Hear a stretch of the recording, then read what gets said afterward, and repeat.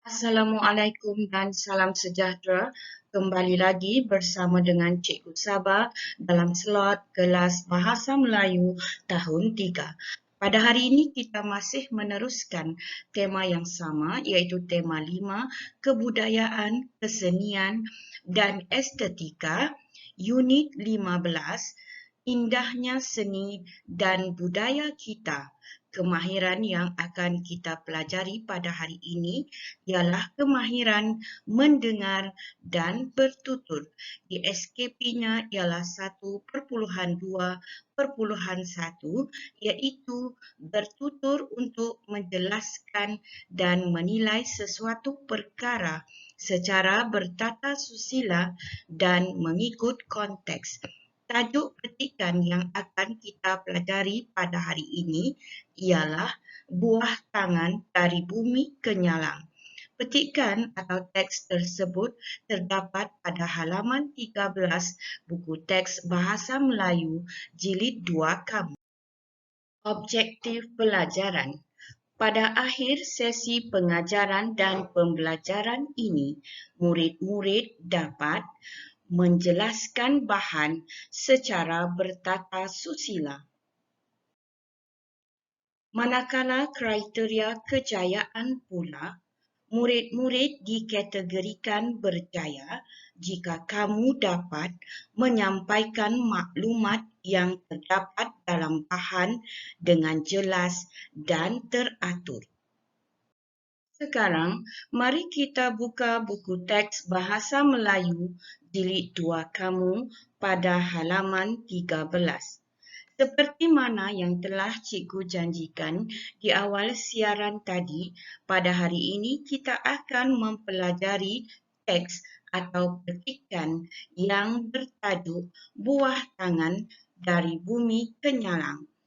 Kita akan membaca teks ini, kemudian kita akan cuba menjelaskan bahan secara bertata susila. Paparan berikut merupakan petikan dari teks Buah Tangan dari Bumi ke Nyalang. Mari kita baca teks ini bersama-sama. Buah Tangan dari Bumi ke Nyalang. Dayang Fatimah telah menghadiahkan selampai manik kepada Nabila. Nabila ingin mengetahui lebih lanjut tentang selampai manik tersebut daripada Dayang Fatimah. Adakah kamu faham apakah yang dimaksudkan dengan selampai manik? Mari kita lihat slide cikgu yang seterusnya. Slide berikut memaparkan gambar selampai manik yang cikgu maksudkan tadi. Selampai manik ini direka cipta dengan corak-corak yang menarik untuk dijadikan perhiasan pada badan oleh kaum lelaki dan kaum wanita dari suku kaum di Sarawak. Gambar berikut pula menunjukkan bagaimana selampai manik ini dipakai atau digayakan bersama-sama dengan pakaian tradisional untuk menjadikan pemakainya lebih menarik. Bagi kaum wanita, biasanya selampai manik ini dipakai secara menyerung pada bahagian badan. Manakala bagi kaum lelaki, selampai manik ini dipakai pada bahagian pinggang atau diikat pada bahagian pinggang pemakai kaum lelaki. Gambar ini menunjukkan suku kaum Iban, ya. Yang perempuan ini merupakan suku kaum Iban, iaitu salah satu etnik di Sarawak, dan gambar berikutnya menunjukkan pemakaian selampai manik bagi suku kaum orang Ulu. Paparan berikut merupakan maklumat atau bahan yang ingin disampaikan oleh Dayang Fatimah kepada Nabila mengenai selampai manik ini. Maklumat tersebut dicatatkan dengan ringkas oleh Dayang Fatimah. Mari kita teliti maklumat atau bahan tersebut sebelum kita melakukan aktiviti yang seterusnya. Selampai manik ini dihasilkan oleh etnik Sarawak.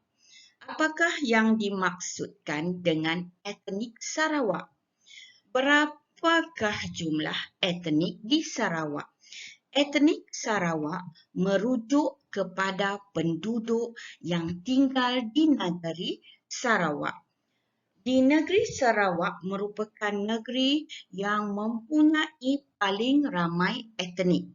Antara etnik yang tinggal di Sarawak terdiri dari suku kaum Iban, Cina, Melayu, Melanau, Kayan, Kenyah, Lun Bawang, Penan, Kelabit, Kedayan, Bisaya. Kemudian ada Berawan, Lahanan, Sekapan, Kejaman, Punan,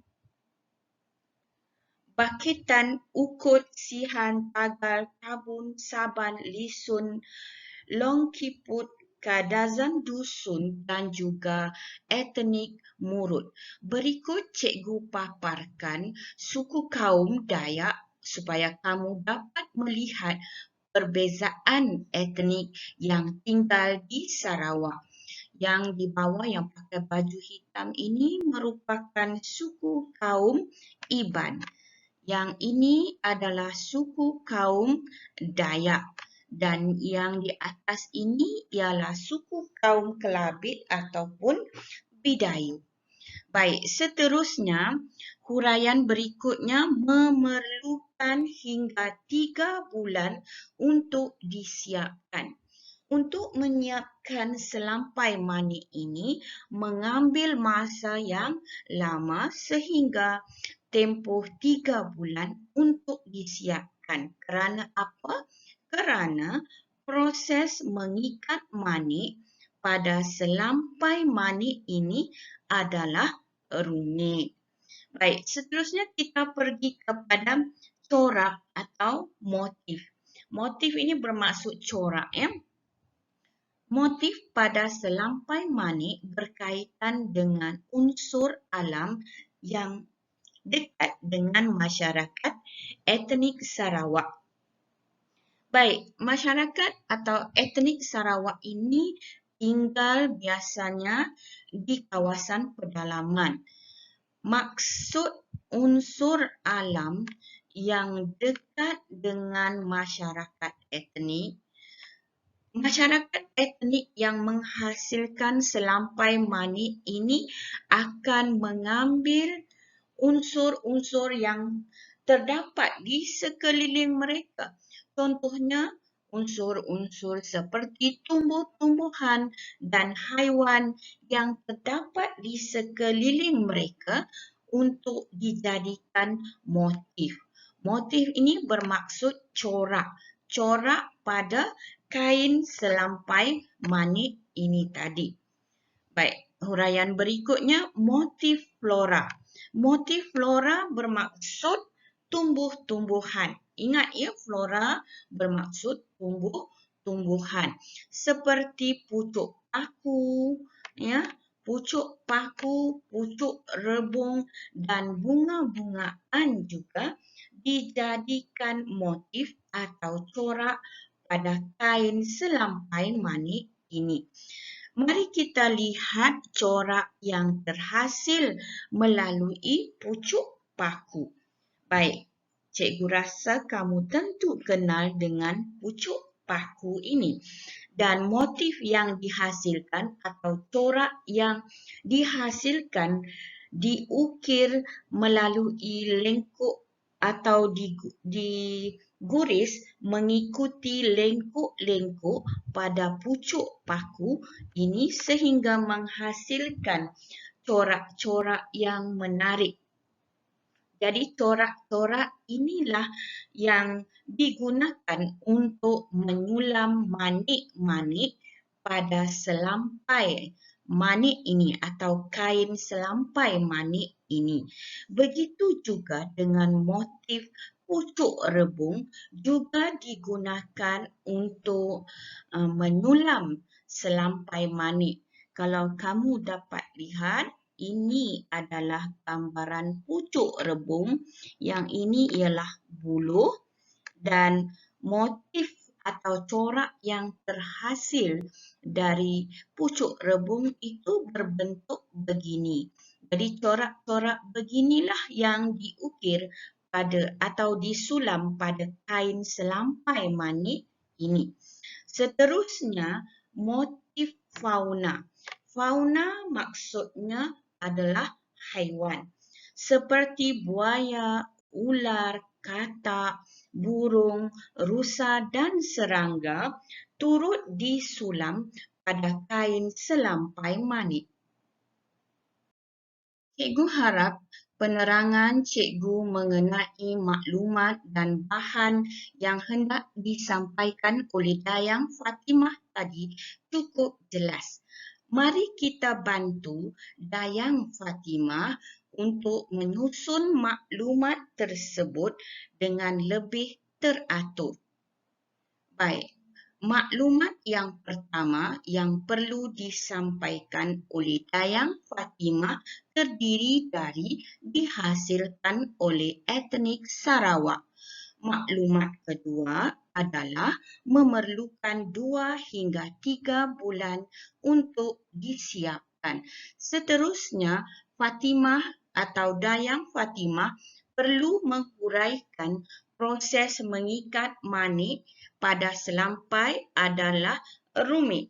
Dan berikutnya, setelah proses mengikat manik, Dayang Fatimah perlu menghuraikan motif-motif yang terdapat pada selampai tersebut.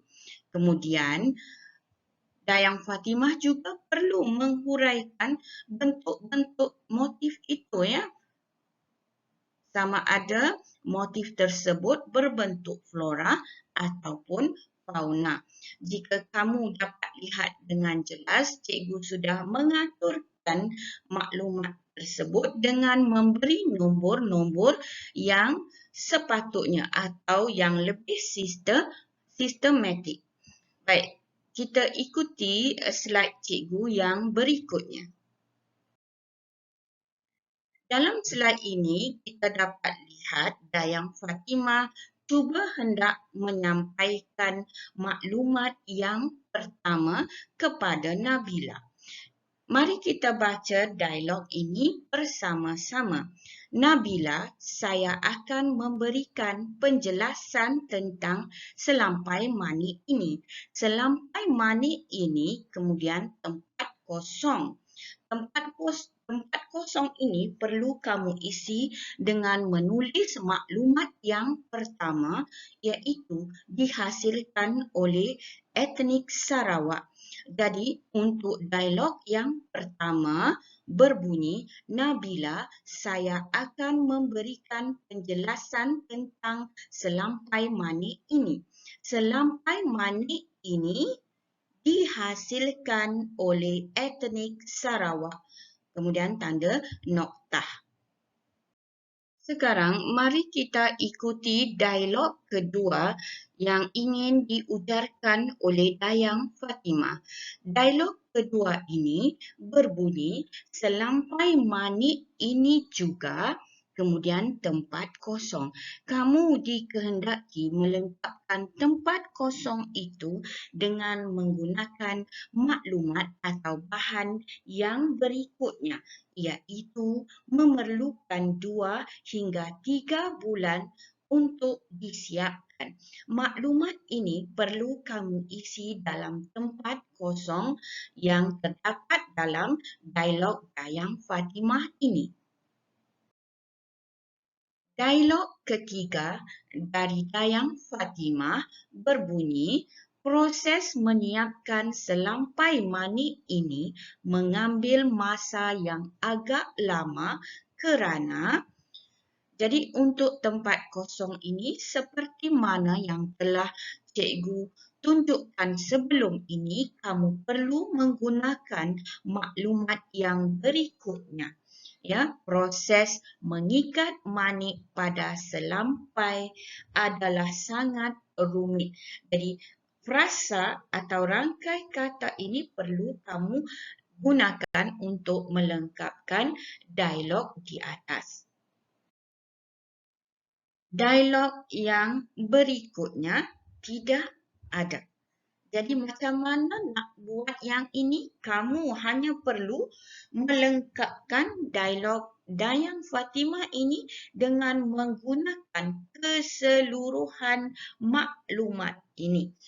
Jadi kamu harus perhatikanlah ya huruf besar dan huruf dan tanda noktah apabila kamu selesai melengkapkan pada ruangan ini. Baik, berikutnya adalah dialog yang kelima.